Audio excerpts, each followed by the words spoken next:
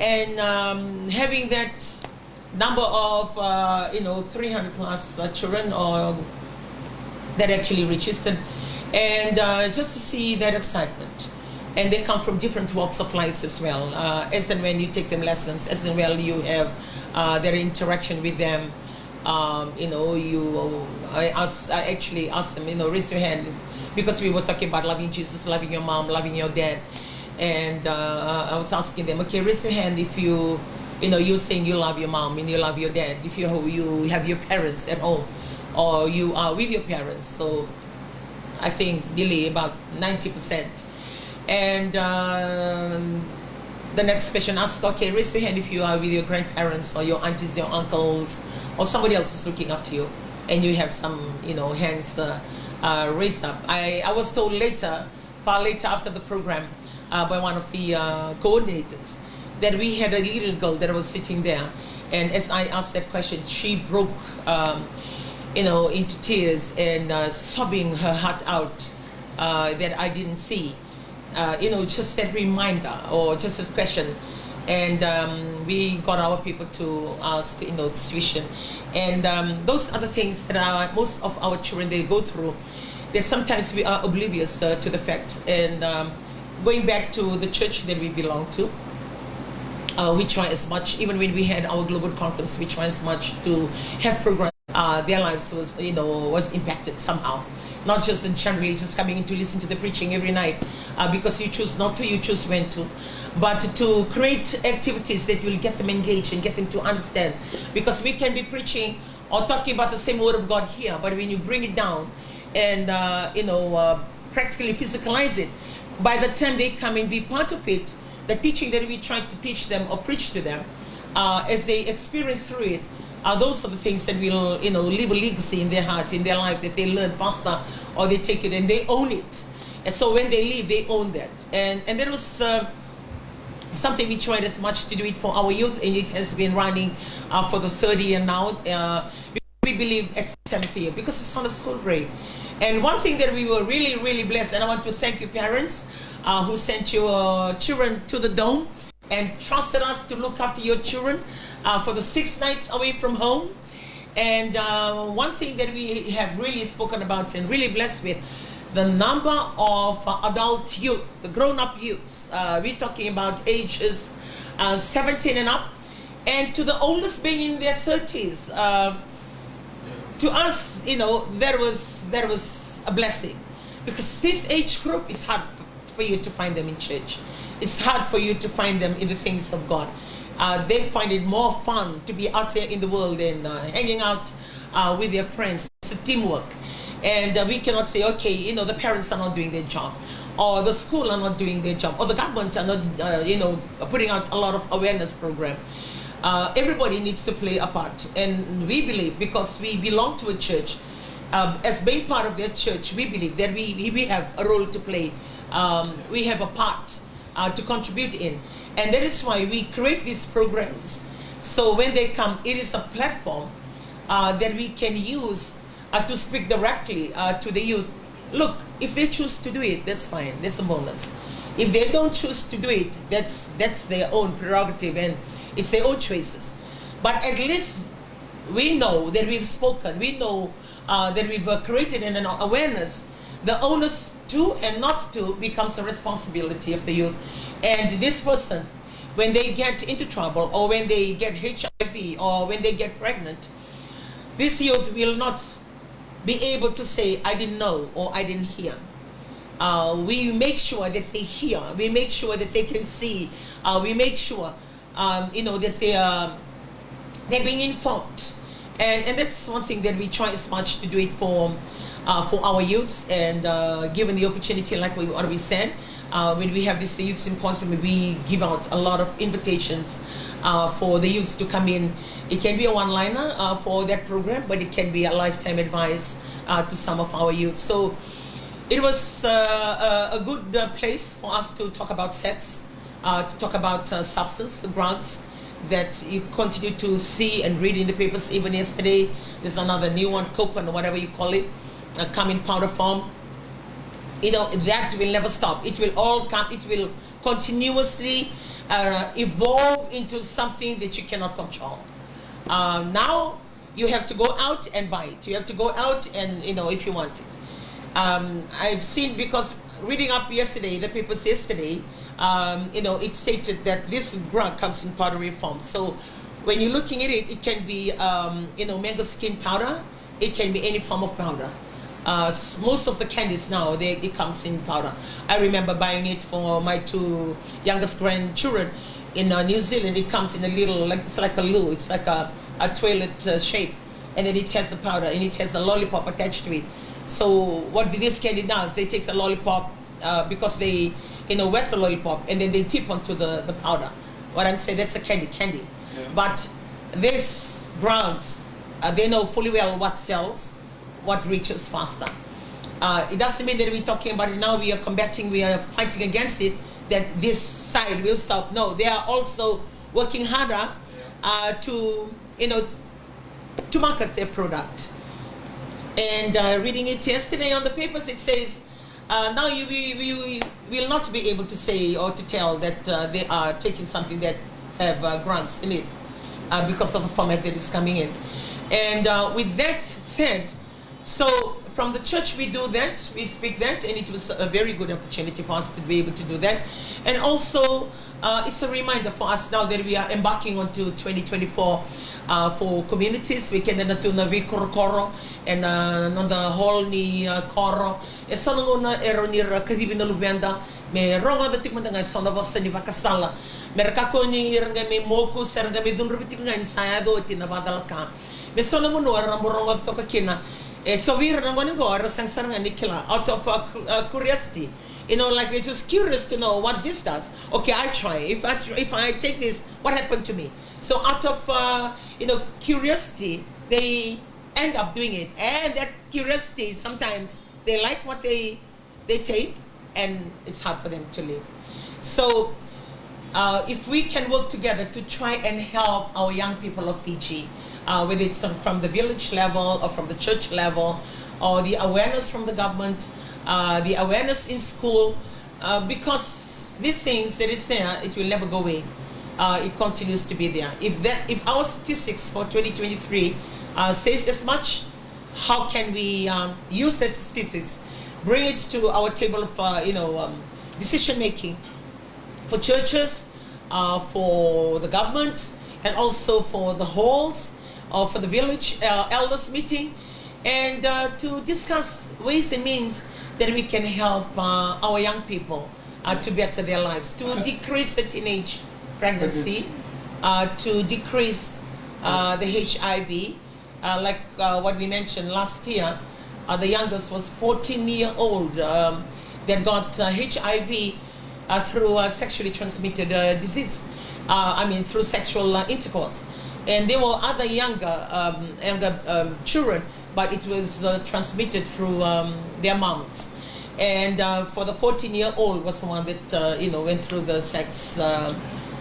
So it's something that is out there that people don't really want to talk about it, but yet we are reacting to the problem as and when it happens. We are stating the figures, we are screaming out the numbers, but we are not stepping back to find ways on how to be proactive to help our children to be aware and make the decision. I believe the church is one good platform to talk about those things, because the pastors, and there are some elders in the church that they are working in the drugs department for the police.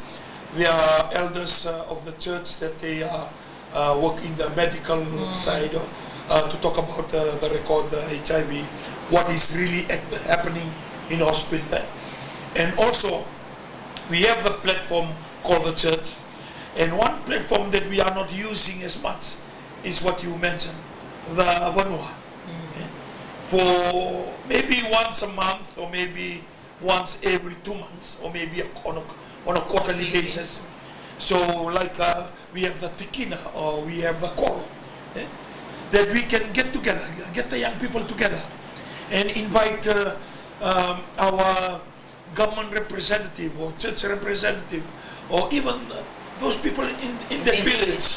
They'll stand up and they talk about all these things, the negative side. because nobody is talking about the negative side. We are complaining about the negative side, but we are not encouraging them. Yeah, the not to awareness. use. Yeah. And I believe, the program that we did, most of the, when you share with those youth, thousands of youth, you will see with their eyes that most of the adult youth, they are convicted. They are convicted, and there's, you can feel that they are taking in, they are very receptive to the teaching, the awareness. Some of them, they don't take it anyway, but because of the awareness, the demons that these drugs or wrong decision on sex can cancel your future. When you are taking that class on young people on sex, we can really see on the eyes of young girls and the boys, like it's a spiritual awakening, the damage that can stop into their future, the planning that they have, to achieve in education, to go overseas, to achieve in business and be somebody responsible. And just a mere pregnancy can cancel all these things, just because of the wrong decision of sex. And I believe when we have this family table talk, a platform that we can address the issue every Saturday like this, and it'll be good too for churches and also for the Vanua to take. Most of the time we come together because of the occasion. We are coming together because of occasion or celebration, or somebody passed away, the funeral, wedding, birthday. But there are times that we just need to come together to share what is needed to be known out there. Because sometimes we push it to the school, sometimes we push it to the church. But the Vanuatu should take responsibility, take ownership of our young people. I believe if anything for us to improve on for this year is just the awareness. The awareness. As much as possible, just put it up there. A lot of times we say, okay, we print out the brochures and just pass it around. How many actually read those brochures? For them to take the time to pick up the piece of paper and read them. We have been in this church for the last 21 years. And I see the effectiveness of knocking on the door and talking, than just printing the tracts and just giving. A lot of people, they say thank you. They receive the tracts from you, and so as you turn, it's like they throw it in their bag or they throw it out. So the tendency to read, I don't think, maybe, but it's a very small percentage. But the awareness of having something and they're hearing, because whatever they hear, it leaves a lasting effect. Wherever they go, they will always be reminded, with their voice, the person. And even to date, I hear testimonials in our church of people who stood up on how they give their life to the Lord. And they can remember the day, they remember the voice. One mentioned there was the Assembly of God, visiting European Assemblies of God pastor preaching. And even for us, even for him, he remembers Reverend the Cow. So they remember the voice, they remember because they can hear and they can identify the message they've heard to the person that is actually speaking. And sometimes it's very effective and more powerful when you have this awareness program done in a different way. It can be the same budget used to print all these brochures and all these awareness leaflets, but using the same finances to be able to recreate these small meetings and awareness in districts, in regions, in villages. I believe it's more effective, and it's something that we can all work together to achieve for our young people. These are the future of our nation, Fiji. Like what we mentioned, just looking at those youth, it has been such a blessing. And every time as they leave the dome to go back to their billet, as I look from where I'm sitting, I'm always saying, boy, every child of these 1,000 children that are here, every child, they are special to their home. And every time I look at them, and that, every child, they are precious from home. and that is what I was trying to share with our youths. You know, your parents bring you up in such a loving way. They invest so much in your life, and as you grow up, and you just easily throw it away into grants, throw it away into sex, and getting pregnant earlier. And as you do that, you know, with the thought that your parents didn't invest in your life just for you to throw it away. They invest in your life because they love you, and they want you to be good, and they want you to do good, and they want you to end well, and that is why they're investing in your life. But when we are speaking of all these issues, for those of you who may have made that mistake without knowing the awareness, or it's just simply a mistake on your part that you cannot control, or things that you cannot undo, and you have found yourself pregnant, or you have found yourself in the situation that you were in, look, it's not the end of it, not the end of the world. Stand up and you know, try once more. So if you know that you are pregnant, or you are already you know, a single mom, you've already given birth, you're a single mom, know for a fact that it's not the end of your life yet. It's not the end of the tunnel. Stand up, rethink. You just need to redirect. The plan that you had before ended when that thing happened to you. So relook at your life again and replan. Now you're replanning your life with an inclusion. You have a child with you. So don't sit down and wallow. Don't sit down and regret. Don't sit down and cry and waste your months and waste your year just by feeling sorry for yourself. It's happened, so stand up and try and make it work. Think out your possibilities, whatever you can do. Write down your list and move forward with it. Take one step at a time. Take one step at a time. Learn from your mistake. Don't do it again. And say to yourself, I can make it. I will do it. And I can do this. So you need to do that. I mean, we can be the voice to you. We can be encouraging you. But at the end of the day, it's you.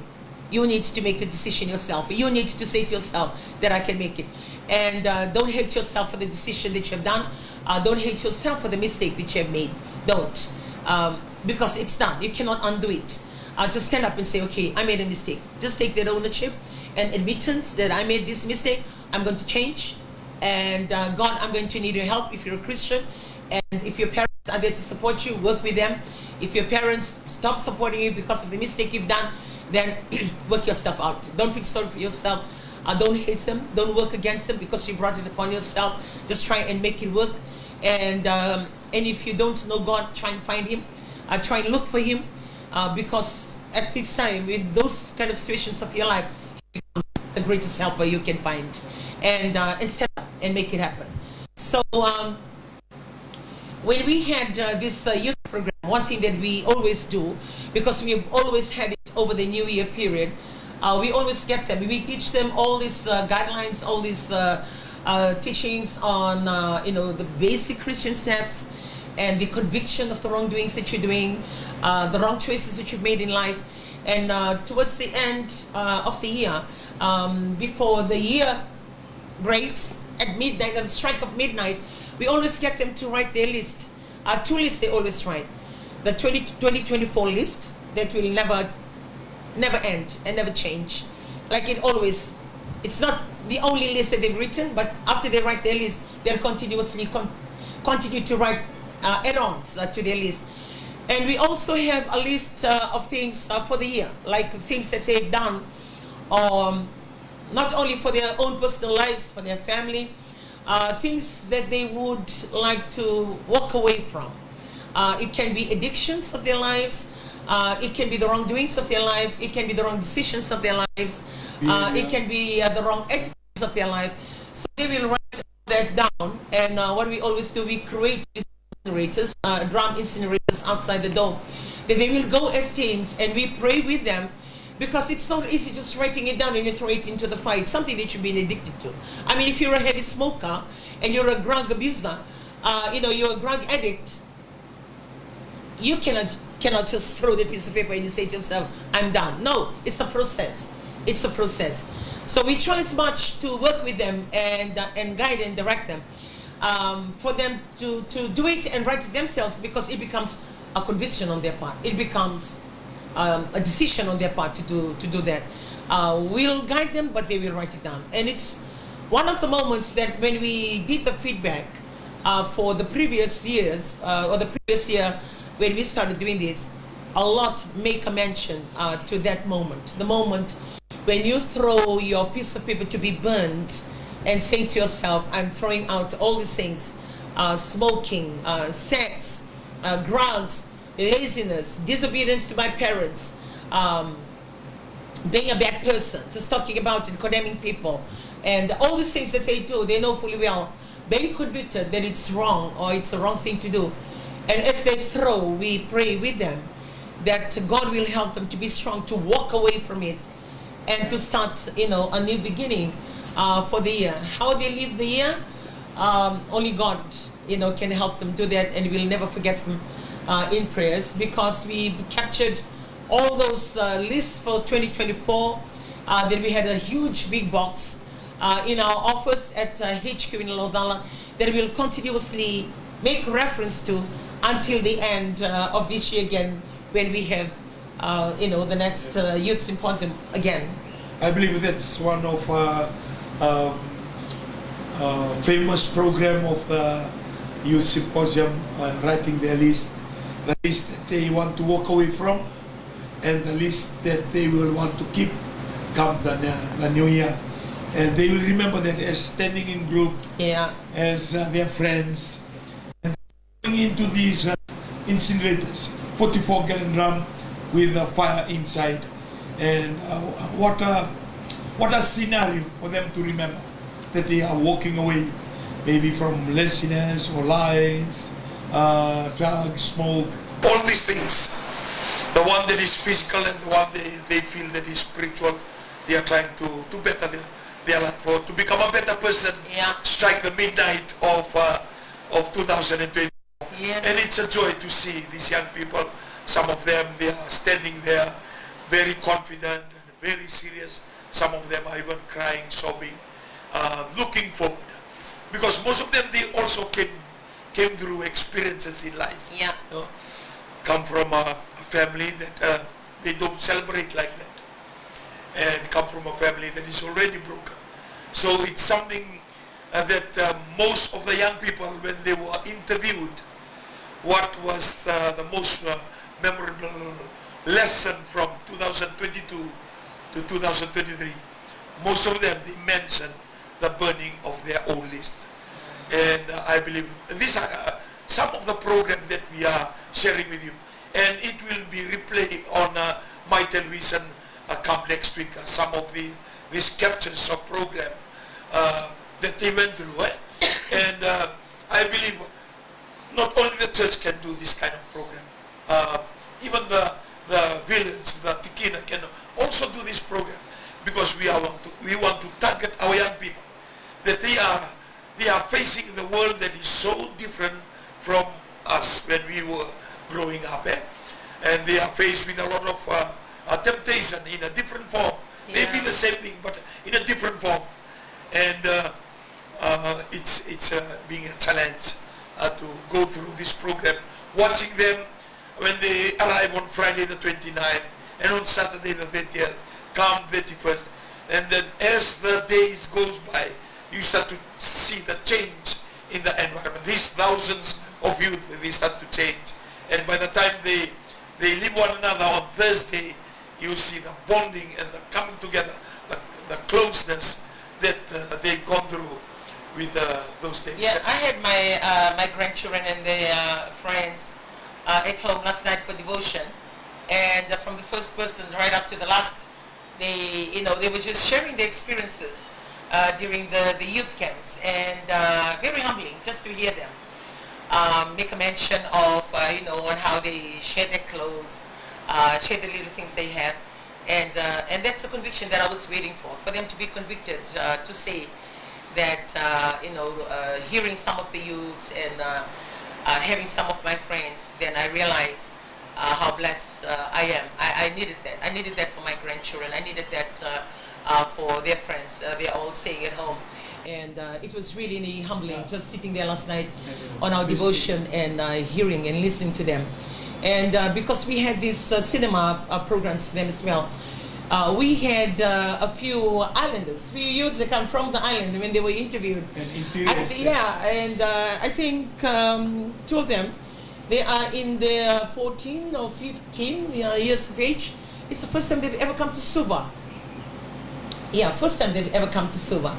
And nearly in a sitting of this cinema, of the 6 cinemas that we took on board, most of them, nearly I would say half are sitting there, have never been to a cinema before. And what an experience, what an experience. Just to be able to come in and, it is an experience. So when they were sharing last night during our devotion, my heart was really blessed that they are able to feel, to see, to be at the place that I want them to be, to speak the words that I want them to speak indirectly. I want them to be convicted. I want them to be grateful, not just saying I'm grateful for the food on the table, I'm grateful for the bed that I sleep on, I'm grateful. But it's different when you say it, and it's different when you live through it. And sleeping in those schools with their friends and their teams, and you're talking about 100 plus per team. And for you to be one of those more than 100 youth, that's an experience in itself for you, for the team. I only get to see maybe 1 and 2 of them. One I see every day, 1 and 2 some days. The rest of them, I didn't get to meet them until I come home and they're there and said, what happened? I didn't even see you. No, we were lining up for our bus. We come in see you. What about the other days? No, we had this, we were sitting here, they were sitting there. So, my heart was really blessed with that experience. And I know for you parents who have sent your children to be part of the program, they'll have their own stories to come and tell you. They have their own experiences to come and share. And that's one thing that we've encouraged them to do. When you go back, please grab the opportunity to stand up and share your story, because your story can impact somebody else's lives. And I know we are talking so much about this program that we've done, and it's just that we have been blessed. We are always talking about the awareness on this end, but that was an opportunity to talk to them and tell them, about that. And for those of you who are not able to join us, or you may be listening in across the world, globally, as and when you can tune into the programs of MyTV this week, or next week, or the upcoming weeks, that we will be replaying some of this program that we've done. We've spoken on a lot of things, like what we said. It's not going to be gospel truth for them to be doing it, but the choice is theirs. But at least we can say we said it, and they can say we heard it. So no one to blame, but decision making becomes very crucial, for everybody to be able to do that. And so as much as possible, we push them and make them be aware that they are brothers and sisters. As and when they come, and they become their brother's keeper, and they become their sister's keeper, which means wherever they go out there in the world, when they know each other already, they are their keeper. They stand up for them. And if they are in the midst of, socializing and out there in the world, they keep a lookout on their sisters, and sisters keep a lookout on your brothers. And also in that youth, we emphasize on the demarcation of girls and boys. So when they come for camping, they only have schools for girls and schools for the boys. Even the buses, bus for boys, bus for girls. Even in the cinema for girls, cinema for boys. Because I've always said it, opposite sex attracts, regardless of the age. You can be as young and you can be as old like us. Or you can be in your 70s. I mean, you read through the papers, you see rape victims, and you see people who are raping. They are in the 70s and the 80s for some, which means that anything can happen. So we always put out, like for the church, we don't mix the two genders. They always work simultaneously on a different note. As much as possible, we'll always be aware and demarcate the male from the female, because opposite attracts. And with that opposite attracts, goes back to the beginning of the year. If you look back at 2023, you made a mistake. Maybe you committed yourself without planning, had your breakup party for your offers or went for cocktail and you have a one-night stand, or you get yourself involved with an extramarital affairs. If you have been doing it for over the years, please try and pick 2024 to be the good year, the new year, and to be a new start. And stop doing what you're doing. It doesn't, it doesn't last, and it's not a good thing to do. Whatever you do, you may have your reasons. Oh, my husband, he doesn't love me. Oh, my husband doesn't help me at work, at home. He doesn't help me with the chores. Oh, my wife doesn't have anything ready when I get home. She's so lazy. You'll have your own reason for doing what you're doing, and you made those reasons validate the fact that you have to go and look for other partners and commit yourself to extramarital affairs, or trying to get the attention of other women or get the attention of other men. It's not worth it, because they belong to other families. They have their own lives to live. You have your children, you have your own lives, and be the matured person. Be the matured person for 2024, and take some time to do a self-reflection, that you ask yourself, what am I doing? Really look at what you're doing. You know yourself better. Apart from the God that you serve, you know yourself better. You know the things you're doing. Your husband, your wife doesn't know. Your children don't know. You know what you're doing. So maybe for the beginning of the year, it's good for you to do a self-reflection. Search within you and ask yourself whether it's correct to do the things you're doing, or whether I should continue